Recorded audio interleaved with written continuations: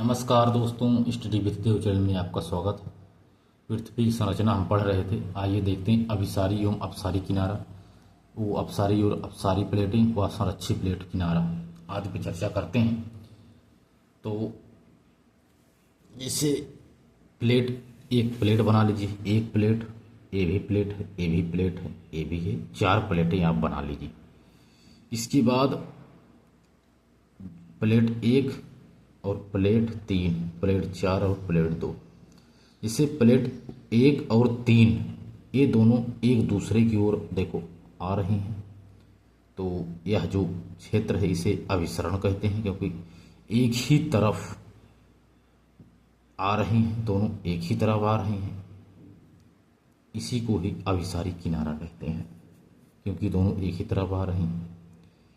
एक प्लेट है, एक और 4 देखो, एक इधर जा रही है, ये वाली प्लेट इधर जा रही है, इसमें रगड़न हो रहा है। तो यहाँ कुछ में कुछ निर्माण होगा, तो इसे संरक्षी किनारा कहते हैं। यह एक संरक्षी किनारा है। यह है मैग्मा संवहनी धारा, ये मैग्मा संवहनी धारा है। यह एक अपसारी प्लेट किनारा है, क्योंकि एक दूसरे से 1 और 2 की बात देखा जाए तो एक दूसरे से दूर जा रहे हैं। इसे अभिसारी प्लेट किनारा कहते हैं। एक दूसरे से दूर जा रहे हैं, एक दूसरे से जो 4 और 1 है, एक संरक्षी किनारा है, एक दूसरे से घर्षण करती हुई जा रही हैं। तो यदि प्लेट मार्जिन किनारा पर देखें तो प्लेटें कई तरह की होती हैं, जो हमने बताया। जो अभिसारी किनारा है, अभिसरण जहाँ होता है, उसे विनाशात्मक प्लेट कहते हैं। जो अपसारी है, जो एक दूसरे से दूर जा रही, तो रचनात्मक किनारा है। और जो है कंजर्वेशन किनारा, जो संरक्षी किनारा है, जो जहाँ से रगड़न हो रहा है, उसे संरक्षी किनारा कहते हैं। तो पहले देखते हैं रचनात्मक प्लेट किनारा। रचनात्मक जो प्लेट किनारा है, जिसे अपसारी कहते हैं। तो अपसारी पे अगर चर्चा करें दोस्तों, अपसारी पे, तो जैसे यह है स्थिनोस्फीयर। ठीक है दोस्तों, यह है स्थिनोस्फीयर, यानी समुद्री क्षेत्र, महासागरीय क्षेत्र है। इसके बाद ये है कुछ स्थिनोस्फीयर यानी लावा है, और ये हॉट स्पॉट क्षेत्र है, यानी इसी को मैग्मा चैम्बर कहते हैं। जो लिथियोस्फीयर है, यही क्षेत्र है। इस पे एक प्लेटें आपस में, ये प्लेटें हैं, इस पे तैर रही हैं प्लेटें। तो इधर भी देखो एक तत्व पाया, जैसे रेडियो एक्टिव तत्व कहते हैं। जो मैग्मा की संवहनी धाराएं चलने लगती हैं ये यहाँ से, तो यहाँ जो है, यहाँ ताप दाब आदि मतलब गर्म होकर के यहाँ से जो धाराएं चलती हैं, इन्हीं को ही संवहनी धाराएं कहते हैं। तो 2 प्लेटें हैं। तो देखो दोस्तों, यह है मैग्मा, यहाँ से मैग्मा निकलता है गर्म होकर के। तो प्लेटों में दरारें पड़ जाती हैं, तो प्लेटें टुकड़ों में टूट जाती हैं, तो यहाँ से मैग्मा बाहर निकल जाता है। तो ये जो बना है, इसी को ही महासागरीय कटक कहते हैं, तथा बहुवाल्का भी कहते हैं इसे। तो यहाँ ज्वालामुखी आदि से यहाँ निर्माण होता, भूखंड बढ़ते हैं, क्योंकि जब निकलता है लावा प्लेटों से, या समुद्र में सूख जाता है, तो जो अंदर रह जाते हैं, अंदर से थोड़ा, समुद्र से थोड़ा बाहर आ जाते हैं, इन्हीं को ही कटक बोला जाता है। तो यानी कहते हैं समुद्री यानी महासागरीय कटक, यही इन्हीं को कहा जाता है। क्योंकि लावा ठंडा हो करके तो कुछ जो समुद्र से ऊपर उठ जाते हैं, उसी को कटक बोला जाता है। तो देखते हैं डिस्क्रिप्टिव, इसका मतलब परिभाषा देखते हैं क्या है। तो मैग्मा निकलने की कोशिश में दोनों प्लेटों में चिपक कर धक्का देता है, तो दोनों एक दूसरे से दूर जाने लगती हैं। इसे रचनात्मक किनारा कहते हैं। थोड़ा चिपक कर प्लेट में बढ़ोतरी होती है, तो रचनात्मक प्लेट बन जाती हैं। दोनों में कुछ वृद्धि भी हो जाती है, तो उसे रचनात्मक प्लेट भी कहते हैं। इस प्रकार से ये एक महासागरीय कटक का भी निर्माण करती हैं। तो ये रचनात्मक प्लेट होती हैं, एक दूसरे से चिपक कर धक्का देती हैं, इसे रचनात्मक किनारा कहते हैं। थोड़ा चिपक कर प्लेट में बढ़ोतरी भी हो जाती है, इसी को कहते हैं। इसके बाद विन्यासात्मक प्लेट हमने देखा था। देखो, तो विन्यासात्मक प्लेट किनारा किसे कहते हैं? अभिसारी। तो जैसे प्लेट है, तो दो प्लेट हैं, ये जैसे ले लो इंडियन प्लेट, यूरेशियन प्लेट, ये एक दूसरे की तरफ बढ़ रही हैं, एक दूसरे की तरफ बढ़ रही हैं। यानी जो प्लेट भारी होती है वो नीचे चली जाती है, जो हल्की होती है ऊपर चली जाती है। तो यानी मान लीजिए ये इंडिया है, ये हिंद महासागर का क्षेत्र है, तो इंडियन प्लेट है, तो जैसे ये जा रही है, देखो ये जा रही है, ये भारी है या हल्की, दोनों जब दोनों आपस में टकराती हैं या तो विनाश होगा, या तो फिर जो थोड़ा वजनदार होगा वो नीचे धंस जाएगा। तो ये थोड़ा नीचे चली जाती हैं या ऊपर चढ़ जाते हैं, तो दोनों एक दूसरे को धक्का देने लगते हैं। जब धक्का देने लगते हैं तो यह क्षेत्र है बेनी ऑफ जोन। इसके बाद जब धक्का देती हैं तो इससे हिमालय जैसे पर्वतों का निर्माण भी हो जाता है। इसके बाद यहाँ लगभग 70 डिग्री तक ये महासागर है, ऐसे आकर के नीचे धंस जाती हैं। तो मैग्मा बाहर नहीं निकल पाता, तो मैग्मा जब बाहर नहीं निकलता है तो यह गलना शुरू हो जाता है, यानी इसका विनाश शुरू हो जाता है गल करके। तो कुछ बाहर जो निकल पाते हैं दोनों तरफ से तो हिमालय पर्वत बन जाते हैं, अगर नहीं निकल पाते हैं तो यह विनाश शुरू हो जाता है, जिससे भूकंप आते हैं, वलित पर्वत बनते हैं और इसे ज्वालामुखी भी फूटती है, ज्वालामुखी भी आते हैं इससे। यह विनाशात्मक प्लेट इसे कहते हैं, यानी अभिसारी किनारा। संरक्षी प्लेटें हैं, एक दूसरे की तरफ रगड़म खा करके एक उत्तर जा रही है, एक दक्षिण जा रही है, सिर्फ रगड़ खा रही है, इसी को ही संरक्षी किनारा कहते हैं। तो ये था दोस्तों प्लेटों अभिसारियों अपसारी ये प्लेटों का बारे में हमने देख लिए दोस्तों। तो दोस्तों अब देखते हैं आप कि जो प्लेटों से संबंधित है ज्वालामुखी, तो वॉल्केनो पे चर्चा करते हैं। ज्वालामुखी, तो ज्वालामुखी क्या है पहले इसको देखते हैं। हमने बताया था ये समुद्र है, जो दो अभिसारी विनाशात्मक प्लेटें जो हैं एक दूसरे की तरफ आ रही हैं, तो जो भारी प्लेट है वो नीचे धंसती है या गल जाती है, इसी को बेनी ऑफ जोन कहते हैं। क्योंकि मैग्मा बाहर कम निकल पाता है, तो निकल नहीं पाता है तो यह गर्म होकर के गलना शुरू कर देता है, तो धीरे धीरे यह चीर कर बाहर निकल जाता है फोड़कर। तो इसी को ही ज्वालामुखी कहते हैं, क्योंकि यह प्लेटों के ऊपर निकल जाता है, इसी को ही कहते हैं। जैसे इसका देखते हैं स्वरूप, जैसे ये है स्थिनोस्फीयर क्षेत्र, स्थिनोस्फीयर क्षेत्र है। यह है लिथोस्फीयर, यानी प्लेट है कोई, ये प्लेट है। इसके बाद यह है मैग्मा, यही मैग्मा जमा है, मैग्मा ये हब है, मैग्मा अर्थ है। यहाँ से मैग्मा धीरे ये निकलता है, देखो दरारें पड़ जाए तो निकलता है, इसे ही ज्वालामुखी पाइप कहते हैं। तो एक पाइप के रूप में निकलता है, क्योंकि थोड़े निकलता है, ऐसा नहीं पूरा। तो उसके बाद ये प्लेट के ऊपर तो थोड़ा बहुत लावा जमा हो जाता है, इसी को ही ज्वालामुखी पर्वत कहते हैं। तो ज्वालामुखी पर्वत कहते हैं इसी को। इसके बाद इससे ऊपर जो धुआं के रूप में फिर निकलने लगता है, लावा उबलने लगता है बाहर फोड़ करके, इसी को ही नूर आर डंटे कहते हैं। तो यानी ये ज्वालामुखी है, इसी को ही नूर आर डंटे कहते हैं।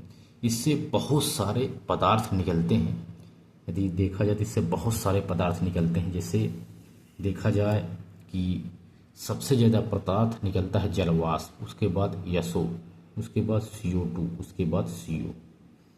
यानी उद्गरित पदार्थ की अगर चर्चा करें तो गैस यानी जलवाष्प 80%, SO2, CO2, CO आदि इसमें गैस निकलती हैं। धूल कण निकलती हैं, जो 0.05 mm से कम कण होते हैं धूल। राख निकलती हैं और काली राख भी निकलती है। काली राख को समुद्री पंख कहते हैं, समुद्री कीचड़ कहते हैं, यानी इग्निट ब्राइट, न्यूजीलैंड में इसे इग्निट ब्राइट कहते हैं। तो काली राख, धूल, गैस आदि इस ज्वालामुखी से निकलते हैं बाहर। कुछ लिपारी निकलते हैं, लिपारी, ब्रेसिया, पम आदि 35 mm से बड़े होते हैं, ये भी निकलते हैं बम। लिपारी, ब्रेसिया निकलते हैं जो 32 mm तक होते हैं लगभग, ये भी निकलते हैं इसमें। यानी कई सारे पदार्थ निकलते हैं। लावा देखो, लावा जो निकलता है मैग्मा के रूप में, लावा जो निकलता है अम्लीय लावा, मध्यम लावा, बेसाल्ट लावा तथा अल्ट्रा बेसिक लावा, कई तरह के लावा का निर्माण होता है। जिससे सिलिका अधिक ताप, सिलिका जिसमें अधिक, जैसे जो अम्लीय लावा है इसमें सिलिका अधिक, ताप कम पाया जाता है, चिपचिपा गाढ़ा पदार्थ होता है, जिसे लिपारी कहते हैं। जो मध्यम लावा है एंडीसाइटिक लावा है, और बेसाल्ट वाला पैस्टिक लावा है। तो लावा भी इससे निकलते हैं जो कई प्रकार के हैं, अम्लीय लावा, मध्यम लावा, बेसाल्ट लावा तथा अल्ट्रा बेसिक लावा आदि प्रकार के लावा भी निकलते हैं। यदि ज्वालामुखी प्रकार देखा जाए तो उद्गार के आधार पर तो दरारी उद्गार तथा केंद्रीय उद्गार आदि के आधार पर ज्वालामुखी निकलती है। ये जो प्लेट है दोनों एक दूसरे पे जाते हैं, यहाँ दरार पड़ जाता है तो बीच से ही मैग्मा बाहर आ जाता है। इसी से ही ज्वालामुखी का निर्माण होता है। उद्गीत पदार्थ में जैसे हमने बताया निकला है, उसमें कुछ और निकलते हैं जैसे फ्यूजिलोर, SO2, CO2, CO तुम्हारा आदि निकलता है।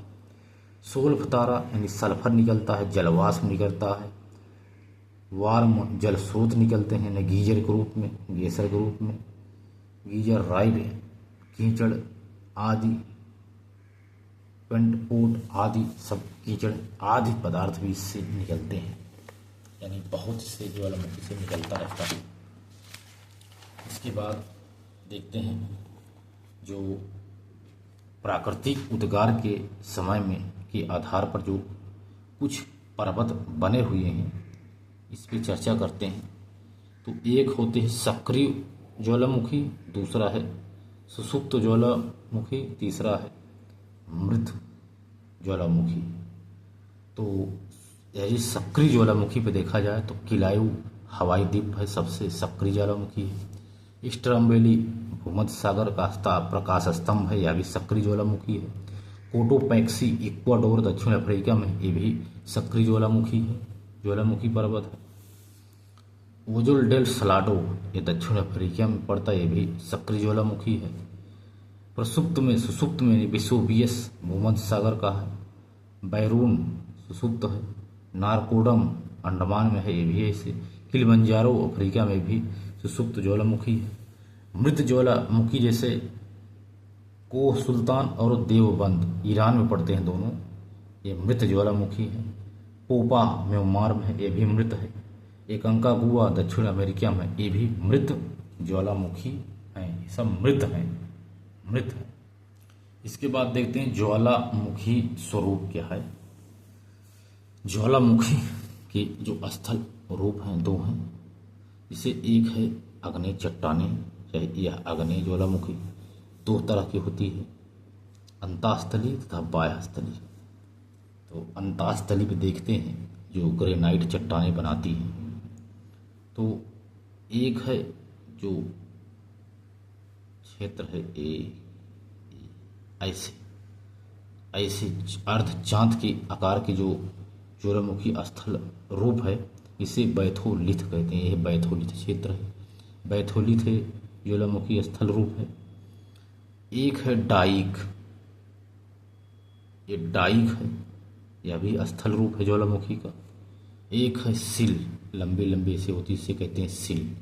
यह है डाइक, यह है सिल, यह भी एक स्थल रूप है ज्वालामुखी का। एक है फैकोलिथ, जो इसे सांप के आकार को जिसे फैकोलिथ कहते हैं। यह है लोपोलिथ, जो अर्धचंद्राकार है, इसे लोपोलिथ कहते हैं। एक है लोकोलिथ, फैकोलिथ है, यह है लोकोलिथ, अर्धचंद्र की तरह है लेकिन थोड़ा इधर कटा हुआ है। तो यह भूखंड के नीचे यह है पूरा समुद्री क्षेत्र। समुद्र के नीचे जैसे हमने बताया, ये है फैकोलिथ, ये है सिल, लोकोलिथ, टाइप, लोपोलिथ, फैकोलिथ आदि इस बने हैं। सिल आदि बने हैं। ये मतलब महासागरी मतलब अंदर मैग्मा के जो स्थल रूप बने हुए हैं ज्वालामुखी के, यही हैं जो समुद्र के नीचे, जो पृथ्वी यानी प्लेट के नीचे, ये सब इन्हीं का निर्माण हुआ है।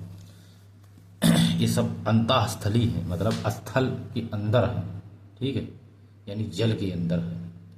इसके बाद बाह्य स्थल रूप जो पृथ्वी के ऊपर निकल गए हैं, जो दिखाई देते हैं, जैसे कोन, ये कोन है, यह कोन है, देखो ये निकल रहा है, इसे पलक कहते हैं, इसी को ही कोन कहते हैं, ये कोन है, कोन। जैसे परजीवी कोन, ये परजीवी कोन, प्लग, देखो ये प्लग है, प्लग ये भी निकल रहा है, जो निकल रहा है इसे बाहर निकल गया चीज, इसी को ही प्लग कहते हैं। और इसे एक किनारे से निकल गया है, इसको कोन कहते हैं। कोन से ही जो होते हैं ये पाइप के ये पाइप है, पाइप के बगल जो ज्वालामुखी पर्वत बन जाते हैं, इसी को ही ज्वालामुखी पर्वत कहते हैं। कुछ पठार भी बन जाते हैं, देखो ऐसे पठार भी बन जाते हैं, इसको ज्वालामुखी पठार कहते हैं। ट्रैप भी बन जाते हैं, ज्वालामुखी ट्रैप कहते हैं। 3 टुकड़े में से ये भी बाहर हो जाते हैं।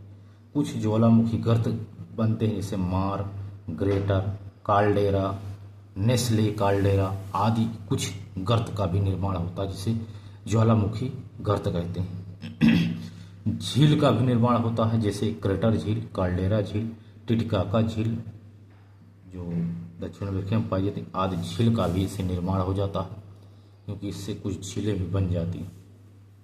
इन्हीं को ही ज्वालामुखी स्थल रूप कहते हैं, जो बाह्य और आंतरिक दोनों हैं। कुछ कटक का भी निर्माण हो जाता है, जिसे मध्य महासागरीय कटक कहते हैं। एक कटक ऐसे बन जाती हैं, जो बाहर ऐसे बनती हैं, एक कटक है, और एक बीच में जो है बैली है, मेडियन बैली, ये मेडियन बैली है, पाइप की तरह जो है, तो दोनों तरफ ऐसे कटक बन जाते हैं। इन्हीं को ही महासागरीय कटक कहते हैं।